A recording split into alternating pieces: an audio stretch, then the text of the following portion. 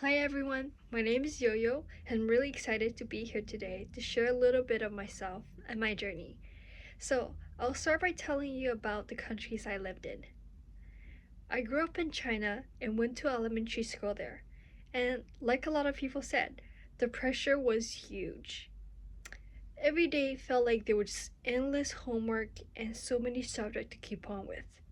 To be honest, I was so extremely stressed about any time when I heard exams. But then, when I was fourth grade, my mom, my sister, and I moved to New Zealand to study. It was my first time living abroad, and looking back, I realized it took a lot of courage. A lot of people think study abroad is just about changing your environment, and that sounds so easy. And but I was only 9 years old. I was in a completely new world, surrounded by a different culture, and couldn't even speak English fluently. It was tough. I still remember feeling so nervous on my first day of school, and I didn't feel like I belonged there.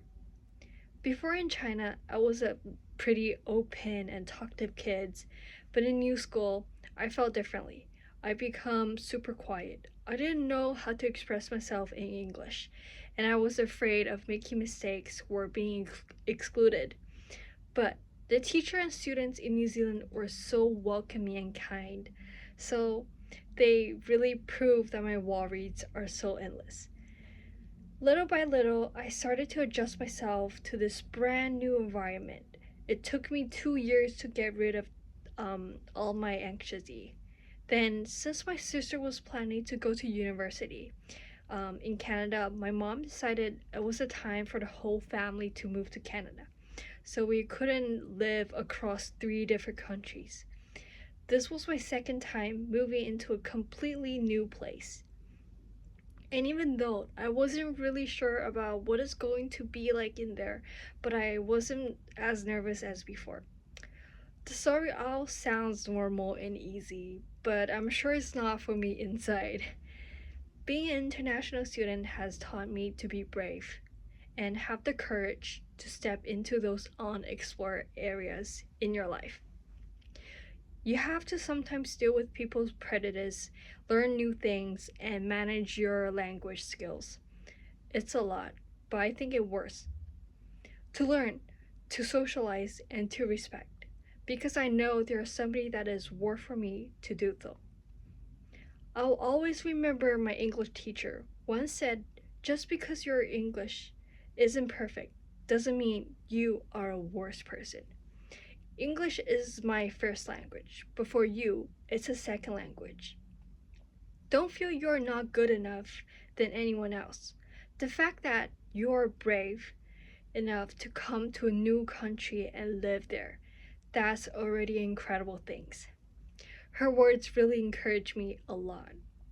So, a bit more about me. I'm someone who loves life.